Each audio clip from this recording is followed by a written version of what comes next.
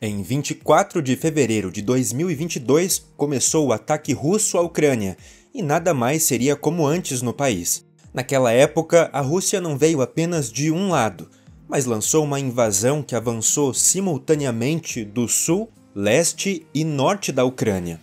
O objetivo de Putin era conquistar a capital ucraniana Kiev o mais rápido possível e, em seguida, derrubar o governo.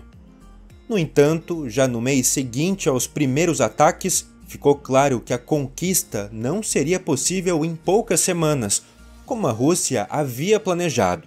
Isso aconteceu porque a Rússia havia subestimado enormemente a Ucrânia.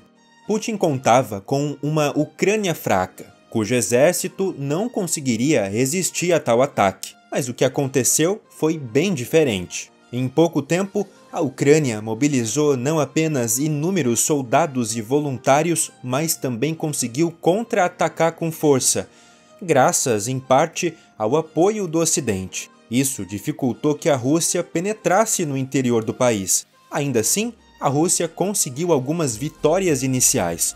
O país conseguiu conquistar grandes partes da região de Donbass, incluindo Donetsk, a quinta maior cidade do país. Também tomou Mariupol e Melitopol, dois importantes centros portuários, industriais e econômicos da Ucrânia. No entanto, as tropas russas não conseguiram tomar Kharkiv, a segunda maior cidade do país, apesar de ataques e destruições massivos. Depois de confrontos e investidas dos dois lados, uma contraofensiva ucraniana conseguiu expulsar as tropas russas, e o presidente ucraniano Volodymyr Zelensky declarou Kharkiv como uma cidade heróica da Ucrânia. De modo geral, após mais de 2 anos, a Ucrânia ainda consegue resistir bem à Rússia. E a Rússia revelou que não é tão poderosa quanto se temia. Und es ist den Russen also weder gelungen, weiter vorzurücken, noch ist es ihnen gelungen, irgendwie einen Vorteil zu halten. Isso é evidente principalmente nas enormes perdas do país, tanto materiais quanto de soldados. O número exato de perdas russas é difícil de determinar, pois tanto a Rússia quanto a Ucrânia fornecem números diferentes, e verificações independentes são frequentemente complicadas. Segundo estimativas de serviços de inteligência ocidentais e fontes independentes, as forças russas perderam entre 200 mil a 250 mil soldados desde o início da guerra. O Estado-Maior da Ucrânia afirma que até agosto de 2024, mais de 600 mil soldados russos foram mortos ou gravemente feridos, se tornando incapazes de lutar. Os combates foram especialmente intensos em cidades como Mariupol, Bakhmut e Soledar. Apenas a batalha por Mariupol, uma cidade portuária estrategicamente importante no mar de Azov, custou a vida de cerca de 6 mil soldados russos. Em Bakhmut, batalhas prolongadas também resultaram em grandes perdas. Embora a Rússia tenha conseguido tomar a cidade, o preço foi muito alto. Além disso, a cidade foi quase totalmente destruída pelas batalhas, o que limita sua utilidade para a Rússia. Atualmente, estima-se que mais de 1.200 soldados russos são mortos ou gravemente feridos todos os dias na guerra da Ucrânia. Mas as perdas não foram apenas humanas.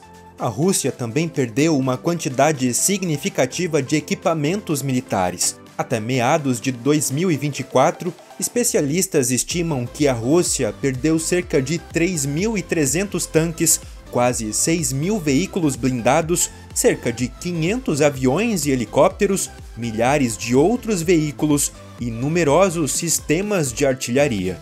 As perdas russas também incluíram danos à sua marinha, que desde então enfrenta desafios para manter sua presença e controle nas principais rotas marítimas estratégicas. Um dos maiores golpes foi a destruição do cruzador Moskva, o navio almirante da Frota do Mar Negro, que foi afundado após um ataque com mísseis ucranianos em abril de 2022.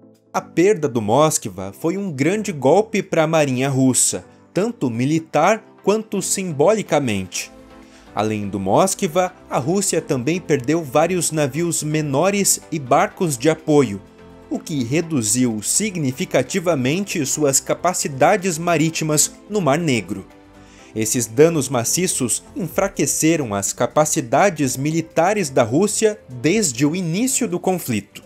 A Ucrânia também sofreu perdas consideráveis, mas com o apoio militar ocidental, conseguiu compensar melhor suas baixas. Sistemas de armas avançados como o tanque Leopard 2, de fabricação alemã, conhecido por sua resistência e precisão em combate, e o sistema de foguetes HIMARS americano, capaz de realizar ataques de alta precisão a longas distâncias, foram fundamentais para as forças ucranianas. Comparações entre a OTAN e a Rússia mostram o quão desequilibrada essa guerra se tornou para os russos. Enquanto a frota aérea da Rússia tem cerca de 4.000 aeronaves, a OTAN tem 5 vezes mais, com mais de 22.000 veículos aéreos.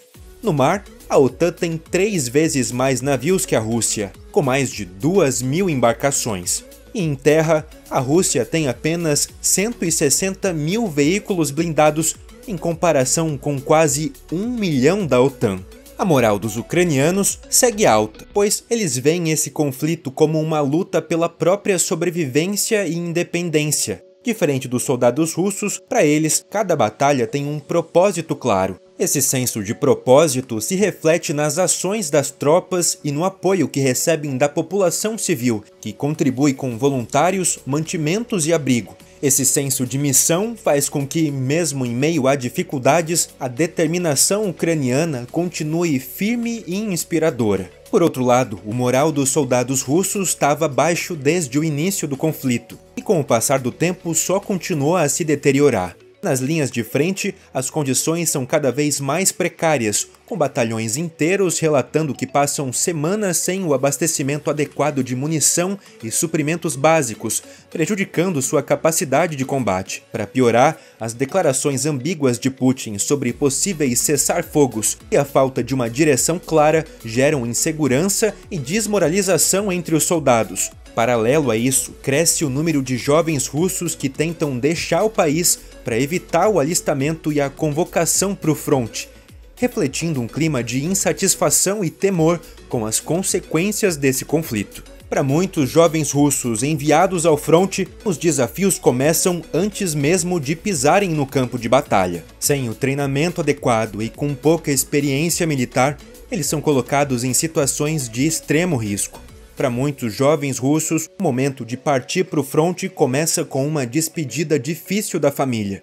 A falta de suporte adequado e a incerteza sobre seus próprios objetivos deixam esses jovens desamparados em uma guerra que poucos compreendem completamente ou sentem ser justa. Mas além de uma tropa desmotivada, o equipamento militar russo é deficiente e em grande parte obsoleto, vindo de estoques da era soviética. Os militares não sofreram apenas grandes perdas em blindados e aeronaves, mas também em equipamentos e munições, que são tudo menos ideais para o combate.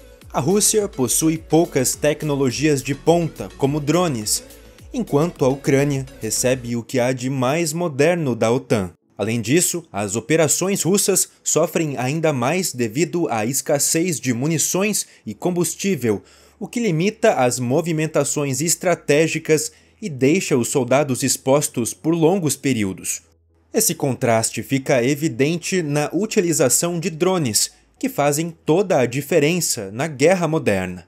O T-90M é o principal tanque de combate da Rússia, projetado para ser uma máquina de guerra robusta e eficaz. Com um sistema de blindagem avançado e armamento potente, incluindo um canhão de 125 mm, o T-90M foi desenvolvido para operar em uma variedade de condições de combate. Mas os equipamentos modernos usados pela Ucrânia, como drones FPV com precisão cirúrgica, exploram pontos fracos no design do T-90M, atingindo áreas vulneráveis sem colocar vidas humanas em risco. Todas essas imagens mostram como é fácil para esse tipo de equipamento de última geração acabar com os poderosos, mais antigos tanques russos. Com isso, surge a questão de como a Rússia pode lidar politicamente com esses fatos, considerando a personalidade de Putin, que é marcada por uma abordagem calculista e assertiva. Ele é conhecido por sua habilidade em manipular a opinião pública e usar a força para consolidar poder. Além disso, sua visão de liderança é centrada na ideia de um Estado forte,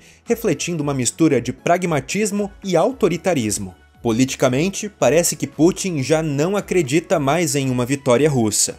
Em junho de 2024, pouco antes de uma cúpula de paz na Suíça, ele ofereceu um cessar-fogo e se mostrou aberto a negociações, embora tenha imposto condições como a retirada das tropas ucranianas das regiões ocupadas por Moscou, sendo elas Donetsk, Lugansk, Zaporizhia e Kherson, mas também a desistência dos planos da Ucrânia de se juntar à OTAN. A Ucrânia e a OTAN consideraram essas propostas absurdas e ilusórias, tornando improvável uma solução negociada. Essa recusa reflete a determinação a manter a integridade territorial e a resistência a qualquer forma de coerção russa, ressaltando o apoio ocidental à luta da Ucrânia. Com esse cabo de guerra indo de um lado para o outro, a Rússia tem claramente dificuldade em continuar por muito tempo nessa luta. Entre perdas materiais e humanas, a Rússia também se encontra em uma situação econômica cada vez mais delicada, enfrentando uma crise severa que impacta diversos setores. Um dos principais problemas é a falta de mão de obra qualificada, que tem se tornado uma barreira significativa para o crescimento econômico. Muitas empresas estão lutando para preencher vagas, o que não apenas limita a produção, mas também compromete a inovação e a competitividade no mercado global. Adicionalmente, as sanções ocidentais que foram implementadas em resposta ao conflito na Ucrânia exacerbam essa crise. Em um esforço para controlar a inflação, o Banco Central da Rússia decidiu elevar as taxas de juro para impressionantes 18%. Embora essa medida vise conter o aumento dos preços, ela também tem efeitos colaterais adversos. Esse cenário cria um ciclo vicioso, deixando cada vez mais claro que o exército russo está levando todo o país ao colapso. Apesar dessa situação já extremamente difícil para a Rússia, a Ucrânia agora está pressionando cada vez mais, até mesmo avançando em território russo, o que pode piorar ainda mais a situação para Moscou. Mas agora é a sua vez. O que você acha que vai acontecer? A Rússia ainda pode se sair vitoriosa? Fala pra gente nos comentários, não esquece de se inscrever no canal e deixar aquele like. Até a próxima, aqui no Vale a Pena Conhecer.